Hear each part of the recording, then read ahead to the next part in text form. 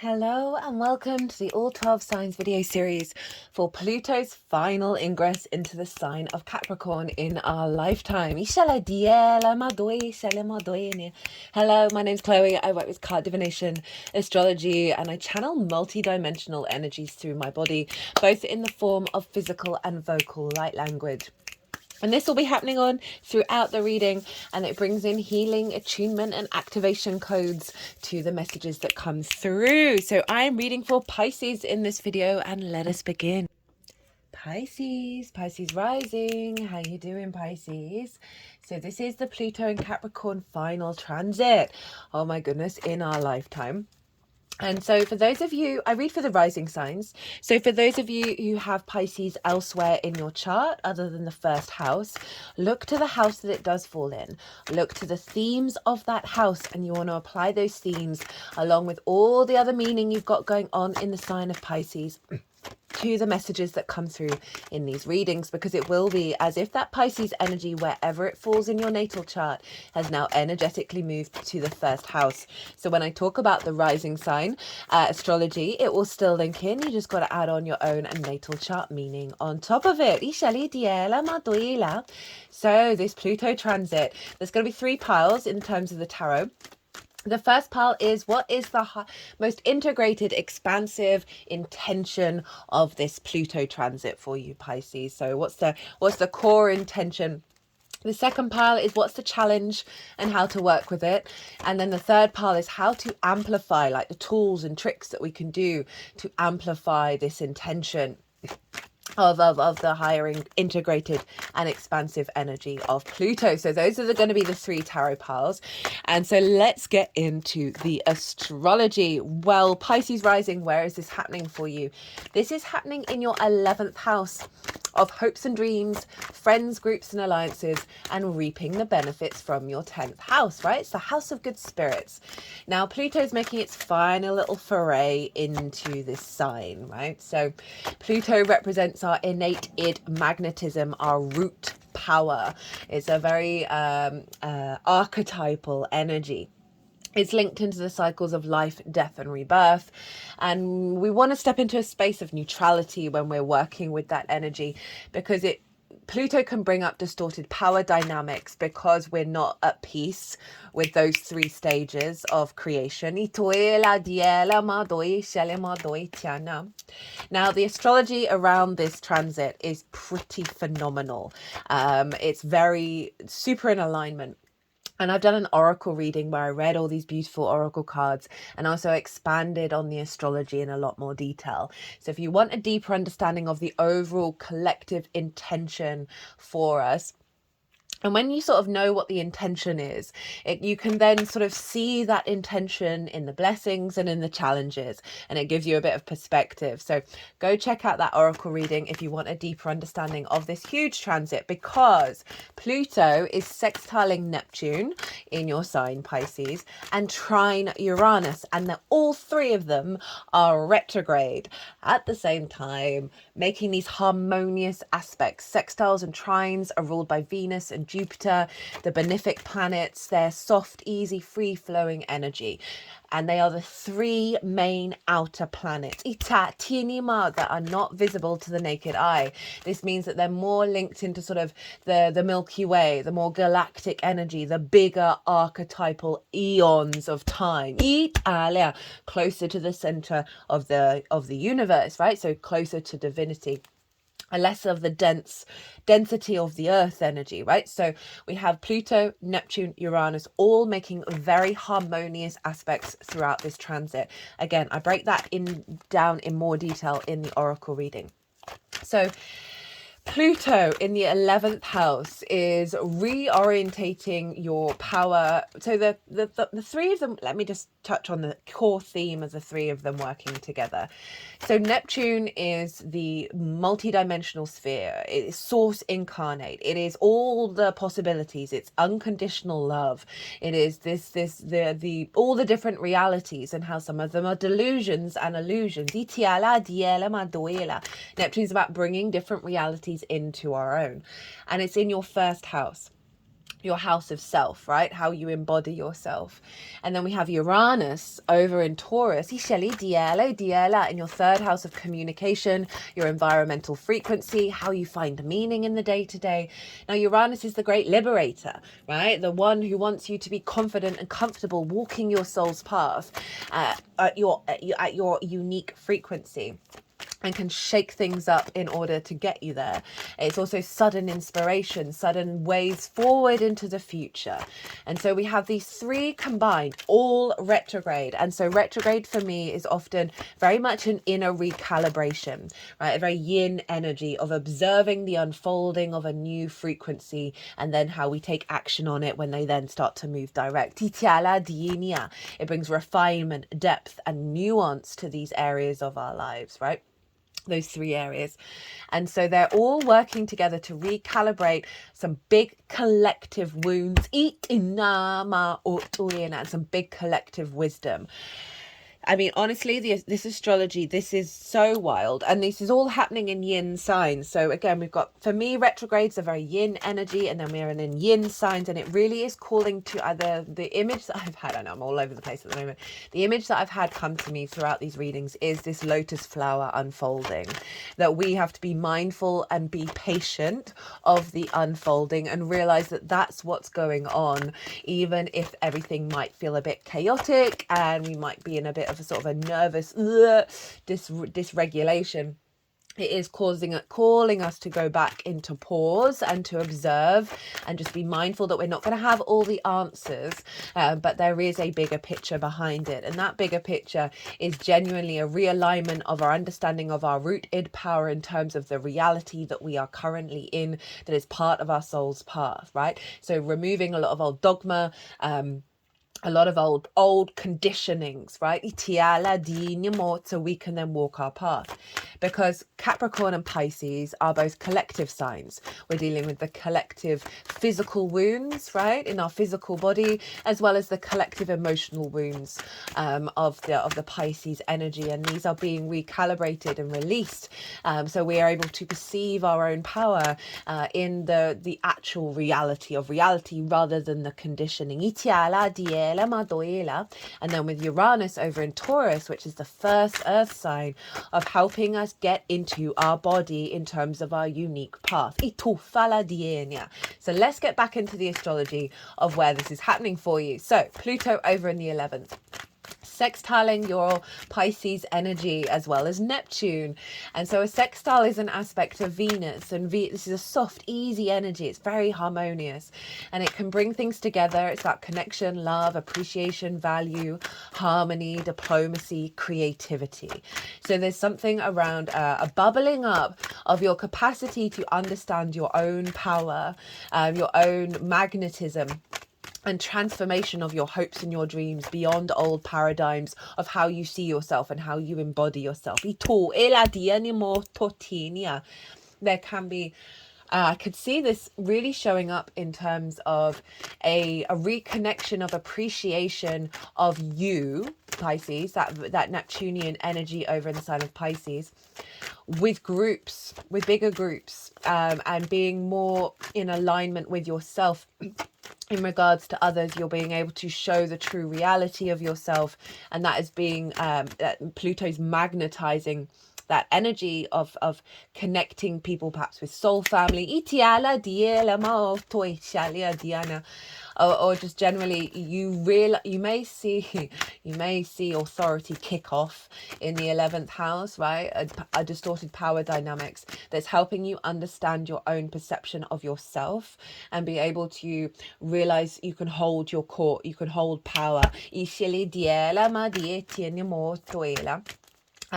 Also with reaping the benefits from the 10th house, I can see the veil being pulled down around the sort of the very, very rational, practical A equals B, not A equals B. You know what I mean? The sort of the rational framework that we can get very stuck in. I can see that Pluto and Neptune are going to be helping release old dynamics around your capacity to receive possibilities, pathways, opportunities, expansions around the benefits of your 10th house, right? Around how you manifest your hopes and your dreams. Italia doi shalemo chani ala otoi shalema ito fani madinia. And pulling, because remember Pluto's also linked into the ancestors, and the ancestors can hold us both wisdom and some stuck energy of wounds, right? Of oh, that didn't work out, I never really got what I wanted from my career, from my life purpose. I never reaped any benefits. My hopes and dreams never manifested. I never really connected in groups. You can see with, this is big collective energy, that even if this is not particularly resonating in your own personal life, that there's going to be a frequency around this that's just embodied, right? That it was part of all of us. It's just going to be coming to the surface and being reshifted back to your frequency and your power, because there's an element of reciprocity between the self and those groups and your hopes and dreams, getting more creative, more ideas, more possibilities and options coming through. Doi shalemo i shalimaitinia. And Uranus is over in your 3rd house, the house of the goddess, where we find meaning in our day-to-day. I love the 3rd house. It is kind of like the crux of I feel, of the chart, of like, the more that we find meaning in the mundane things, like doing the washing up and the day-to-day tasks, the more that we cultivate a sense of appreciation and value around our existence, and find that deeper meaning as our soul unfolds. It's the lens in which you communicate through, right? So that Taurus energy, it's oh, that's too many.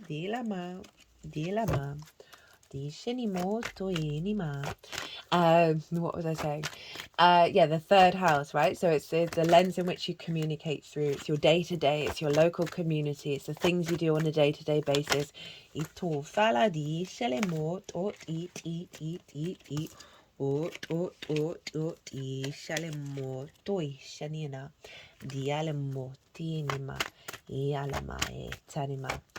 That as I said, Uranus is trining Pluto, so this is an aspect of Jupiter, and this brings in wisdom, elevation, a sense of deeper knowing, a higher perspective, and with that has a level of confidence and opportunities and luck coming through.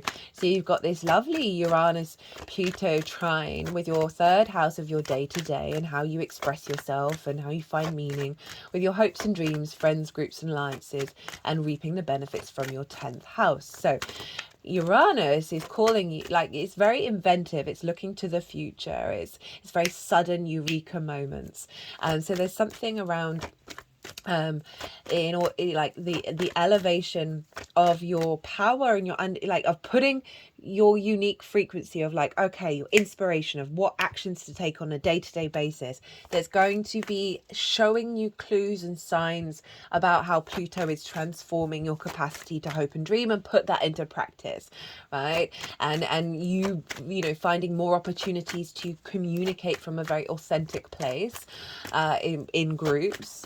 Ishali diela madoi shali moto fatinia diela mototia la madinia diana di tuela, di tufila mariania di shani motoela dieni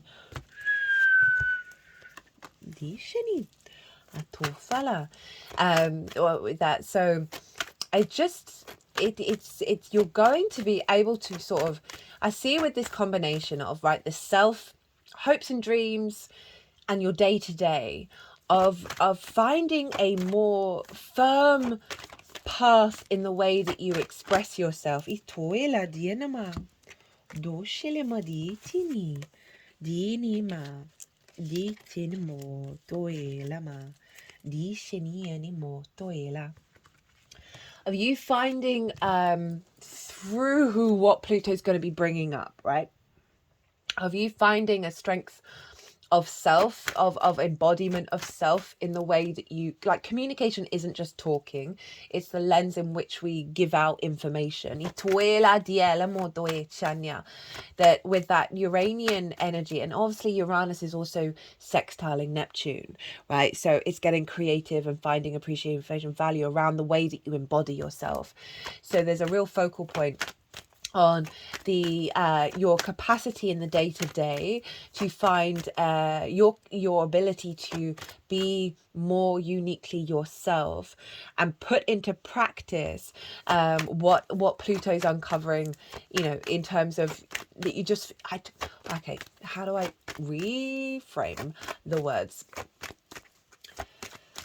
Pluto's going to be digging up experiences that are going, whether good or bad, right? Let's not, like, I always am mindful of putting on positive and negatives onto situations, because there's always wisdom within everything, and there's always a light and dark within everything.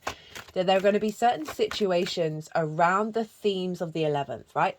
Whether your hopes and dreams are manifesting, the next stage of the next movement and momentum, how you connect to groups, how you are uniquely yourself in groups, and the support that you have, whether it's some soul family community, the wounds around reaping the benefits from the 10th house, or situations and scenarios which are showing you another pathway. That Uranus over in the 3rd is really highlighting this in the intention around your capacity to work with these things that are bubbling up in the 11th in the day-to-day, in your understanding of how you communicate to yourself, and what's important to you in regards to the transference of information. Sorry, that sounded a little bit all over the place.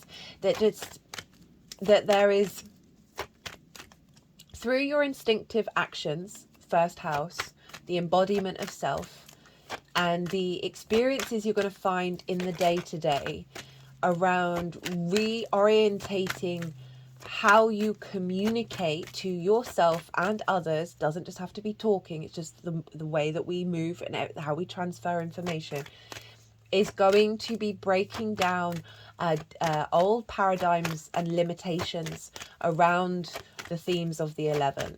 You're going to have some experiences that you can put into practice on a day-to-day basis, that is going to facilitate a deepening of your capacity to bring in, through your embodiment of self, a new reality, right? A new sort of a level of heightened, you know, I say mysticism, but it's just a deeper meaning, that Neptune, that sort of understanding that everything is connected. I just feel like there's going to be a deeper wisdom that comes through, where you're going to be able to perceive the unfolding outside of a fear mindset,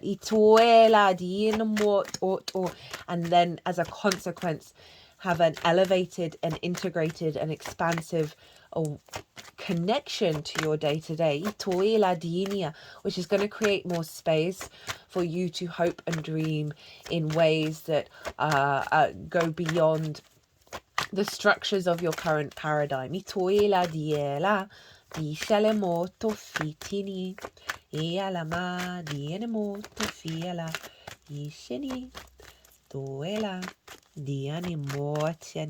Yeah, there's some big stuff going on, and there's some other cool astrology which I talk about in the oracle reading, but in terms of our sort of our motivation and our intuition and how we need to watch it and observe, this is also very yin energy, lots and lots of yin going on here, and so it is calling us to sort of observe the unfolding of the lotus flower, which I can't remember if I mentioned that already. It's been an image that has been coming up quite a lot, that to really get an observer mode of the unfolding, that we're not going to have all the answers with the retrograde, because it's recalibrating an internal experience, as well as, you know, not having the sort of the direct, here we are, here's the thing going on with retrogrades. That's going to unfold later on, but this is the recalibration. So it is really just calling you to observe, and not go into panic mode, and just let you have a higher perspective around the awareness of what's going on here. Because to have all these sextiles and trines, right, really harmonious aspects with those outer planets is quite phenomenal. It's truly quite phenomenal, with for us collectively, of a recalibration of our paradigm.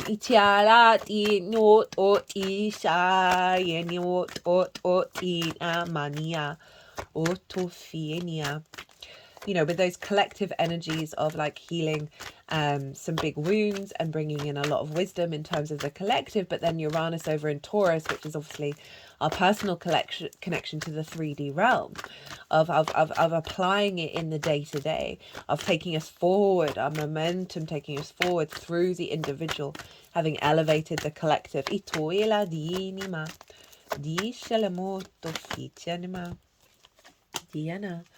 Get one more card and then we'll get into the tarot.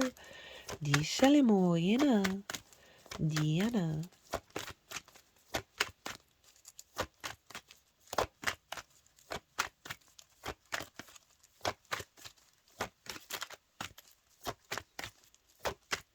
Yeah, just with this combination, it's overall, it's like the embodiment of self is going to be in alignment with your hopes and your dreams on a day-to-day basis.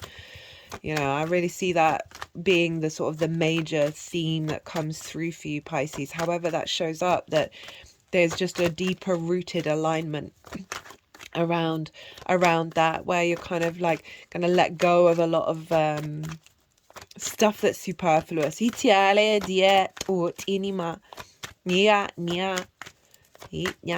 Obviously Saturn moving through your first, right? You know what's going on. You're dealing with that, and just trust and know that when the end of that cycle is, you will so be in so much more of your own power, right? Your own sovereignty. All right, you got a bonus card. The Shani and the 10 of Cups wanted to be at the bottom of the deck. So, you know, Shani me.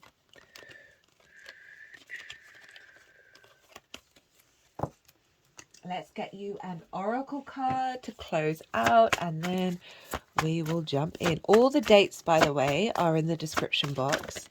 The Shani me.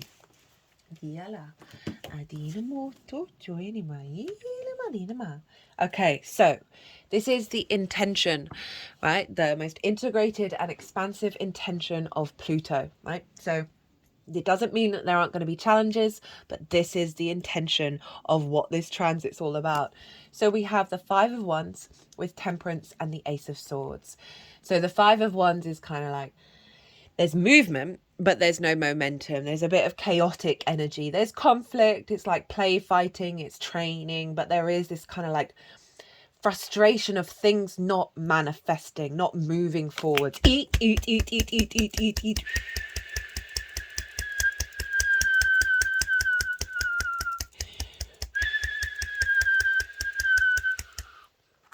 So if we think about that in terms of hopes and dreams, of like the frustrations of things not kicking off, of not seeing things come to fruition, of with bigger groups, of like feeling you're always having to fight for your space in it.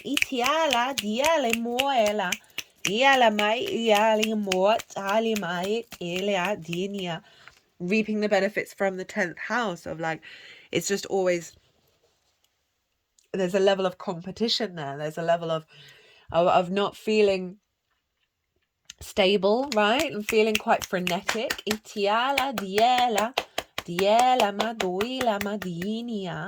it's come with the Temperance card. And this is the alchemical process of like the balancing, the refinement of self. So it's acknowledging the power behind this discord is getting you into full alignment and refinement of self. Because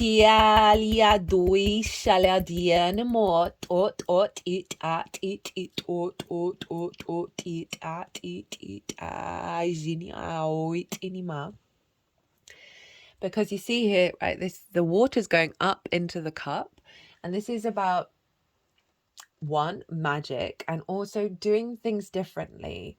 That there's an acknowledgement of the training, the sort of disruption is getting you to a place to understand your own motivations, your own actions, and the refinement of that is unique to you. Itiala diela maot ot.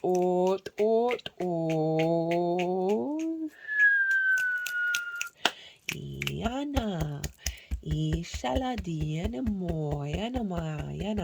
It's Sagittarius card, which is your 10th house of your life purpose and your career, right? Your visibility, your reputation. So there's something around that this is help.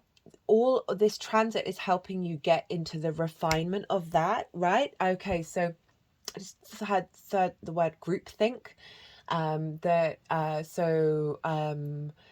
Perceived expectations or intentions of the groups of your path and your hopes and your dreams, that you are releasing a lot of those energies. I'm also getting, in terms of like the ancestors, of certain intentions of past lives or ancestors around your current incarnation that have been sort of at odds, and that can show up in the 3D in terms of conditioning. That this feels like a release from conditioning of the group. We've got, it's the house of groups.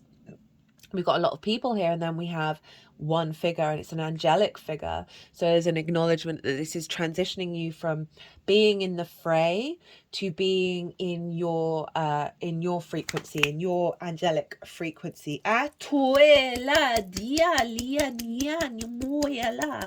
Diala dishini motela madiala itufala madichani motoela.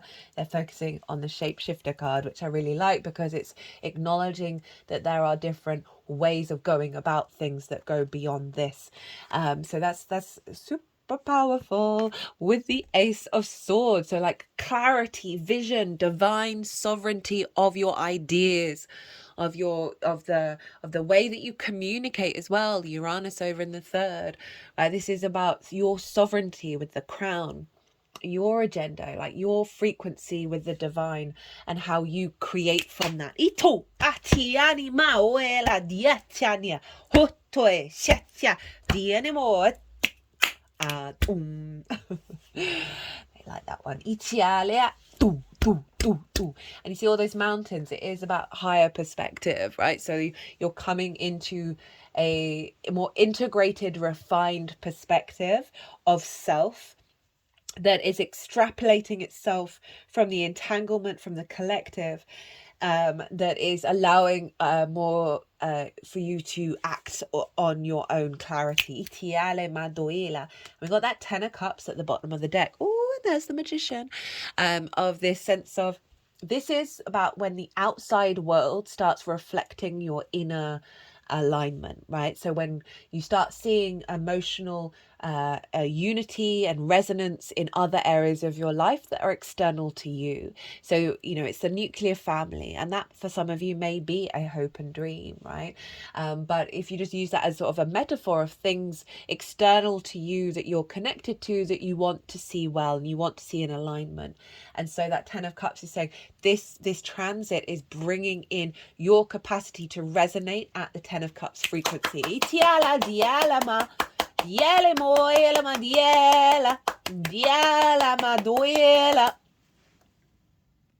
Okay, so what's the challenge? What's the challenge, Pisces? So we have the World in reverse with the 4 of Swords and the 7 of Swords. So the challenge, this is the challenge, and this is how to work with it. The world in reverse, this is Saturn's card. So, you know, the world in reverse, you know, sort of in terms of the hopes and dreams, friends, groups and alliances, and reaping the benefits from the 10th house, of like a blockage of connection to your capacity to be yourself out in the world and reap the benefits, right? And expand and feel sated in the world, connected to the world, seeing things manifest.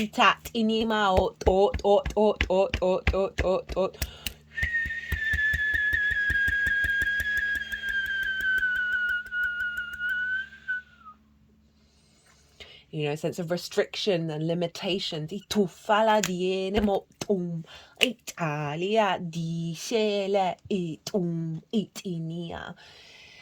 And it's very interesting, you've got swords again, in order to how to work with it, with that Ace of Swords there. The Four of Swords and the Seven of Swords have similar frequencies, actually, in the way that I interpret them. The Four of Swords is, so this is an energy that's a challenge within you, right? That we need to work on with this transit, that Pluto is going to help you work with that. It may bring up situations that represent the world in reverse, or it simply may just be saying, hey, you need to look at this energy within yourself, and then work with it, right? So we've got the Four of Swords. Now, the Four of Swords is, you know, the Three of Swords have come out of the heart. This figure is in a church. They are resting. They are in meditation. They are calm. They are being held by something bigger than themselves. And they are in contemplation and prayer and meditation in order to find the Ace of Swords, in order to find the clarity of the truth. So, you know, this is saying, okay, these stuff may be going on. This may be going on. But it wants you to get into a space of acknowledging that it is part of a process, right? And for you to contemplate and go within and get into that feeling of knowing that you are being held, even if things are difficult. But it is calling for pause and for observation of the wounds and the wisdom that comes from it. So again, it's really just letting a sense of reflection and a higher perspective wanting to come in around difficulties and challenges and restrictions, and trying to flip the switch on how we perceive them with the Seven of Swords. So the Seven of Swords is stealing away the Five of Swords, and the Five of Swords for me is the most difficult card in the deck, right? It's the color of the sun. It's a really positive card, and this figure is essentially stealing away distorted power dynamics, distorted conflicts, right? The desire, this is sort of the victim mentality and the bully mentality. It's trying to bring in the Two of Swords, which is about inner peace, inner balance, inner perspective. So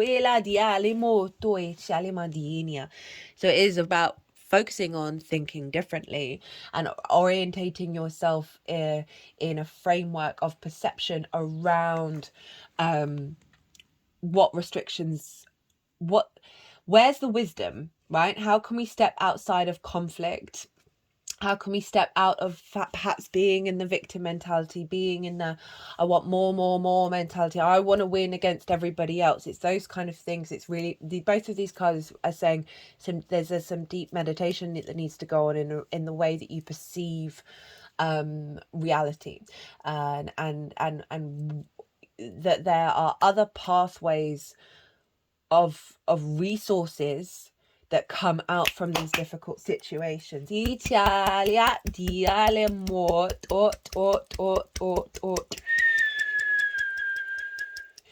if you're like, I don't know what you're talking about, you could just open yourself up, give yourself moments in the day to open yourself up to acknowledging that there are different ways of thinking about whatever's going on in your life. You don't have to have the answer to it. Simply by creating the space to acknowledge that there are other ways of perceiving is going to cultivate the frequency and help bring in a lot of inspiration, especially with the combination that you've got with Neptune in the first of these new realities coming in internally, right? With Uranus over in the third house of communication internally, right? How are you communicating and perceiving information? Itiala, Madiela, Madoela, Diana. I'm at the moment, I'm going through a particularly really tough time, where lots of things just seem quite brutal in their frequency, and I'm having to surrender quite a lot, and I'm having to spend, not denying the emotional responses, but acknowledging, okay, I may be perceiving this in a certain way, but I don't have all the answers. I don't know all the pathways. And I feel like, yeah, with all those swords, that's a big thing of like, that's gonna help get the energetic frequency around that five of wands shifting and moving. How to amplify this energy? We have the Six of Cups, the Page of Swords, the Fool, and the Strength card. Yeah, so this is really tying this in. So the Six of Cups is, as for me, this is basically making peace with the past. This is seeing the roses, seeing the flowers, rather than that things had to compost into soil in order, as in to die, in order for new life to come through, right? Very appropriate for Pluto, which I talked at the beginning, the cycles of life, death, and rebirth. The more we are neutral about what's going on, the less we are in friction with the distorted power dynamics, which are the Five of Swords of what's going on. It's the biggest house in tarot, representing a level of safety and security, that this figure is now having an offering from the past, of seeing that past, which comes from the Five of Cups, as a sense of, as resources of emotional abundance and flowers and things to be grateful for.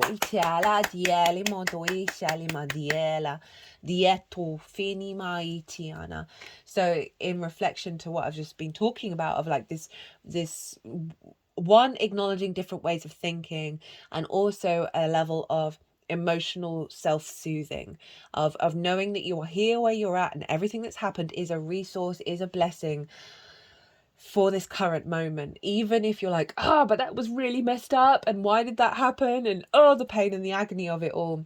This whole combination of cards is really calling for reorientation with that Page of Swords, right? Who's looking to the past, is present in the moment, but its body is momentum is moving forwards. For me, the Page of Swords is that timeline cruncher, right? The time traveler. Is the times all happening at once, and how we perceive that, and how what do we want to do with that information, right? If everything's happening all at once, if we're aware of the expanse of our existence, and also the smallness of it, it helps us step into a new way of engaging with that information, with and a perspective, because so often when we get to that point, we're like, okay, no, but what's truly important to me, of how I expand into the future, rather than recreating the past, right? With that sort of emotional soothing, and then a new understanding of the way that you perceive the information. We've got the Fool and the Strength card. So we've got an energy of being open-hearted, of really looking at, trying to look at the world, the good, the bad, the beautiful, the ugly, the challenges, the flow, as pure awe of existence, of the ridiculousness of existence, the curiosity of existence. That there's a frequency coming in that's embarking on a new journey here, and it's more from the heart space, right? That Four of Swords is contemplating that which has hurt the heart, right? So going through a process of that in order to liberate and go, actually, no, I'm kind of done with that, and I want to move on. And the Strength card is about love and kindness, with our instinctive mammalian side and our higher self working together, not using those vulnerabilities to get one up, to be in a state of dominion, of power struggles. So the Strength card is Pluto can bring up distorted power struggles, and the Strength card is saying, hey, make sure you refocus, be loving and kind to yourself, try and find the softness and the gentleness and the collaboration in situations rather than, you know, that Five of Wands.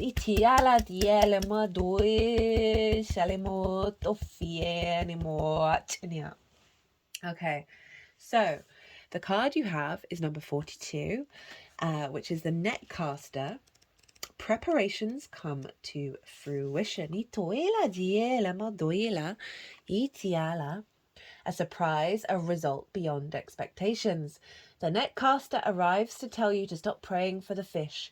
They have arrived, and it's time that you cast your net, lest they swim away. Everything that you long for is within reach, but it's been so long since your prayers were answered that you've forgotten how to receive what is being offered to you. Right? So this is kind of acknowledging that world in reverse, that Five of Wands, of like, your hopes and dreams, your prayers have not been answered in the way that you would like.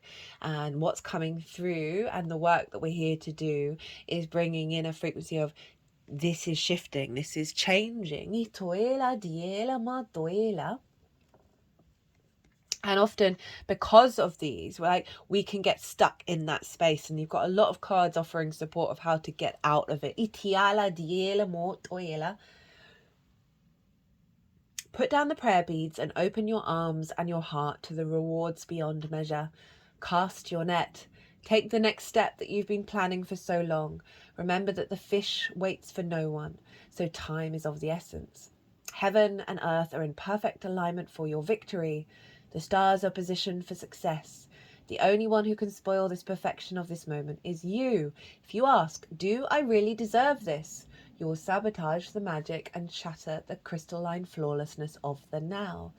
The netcaster can also arrive to bring you bad news, to tell you that you've been snared in someone's trap and must wriggle free. Right now it feels comfortable enough, even as the net begins to tighten around you. Do not wait until it's suffocating you before realizing you must escape and run for your life. It's still early enough to exit gracefully. I feel like that's a combination of an awareness of what's going to bubble up, can mimic the old cycles, and to not step into that. Bide your time until all the conditions are right. Go to your place of stillness. Is that Four of Swords? Of deep quiet, and watch for the signs that a new opportunity has arrived. Right now you are patient because you feel that things will go your way. Learn to be patient with the people and situations that are more challenging. Yeah, so there's a re-embarking on a new journey, and holding that in your mind's eye as you're working through the old work, that the net is being cast, right? The fish are coming in, and that you're going to be, you're going to start to see momentum. Right, Pisces? I'm going to leave it at that. I hope this resonated. If it did, if it if it gave you anything, or you just enjoyed it, it would bring me great joy if you hit that like button. Don't forget to enter the competition, which I think I forgot to mention at the beginning of the video. All the details are in the description box. But other than that, Pisces, be good to yourselves, be good to those around you, safe travels, and be well until we meet again.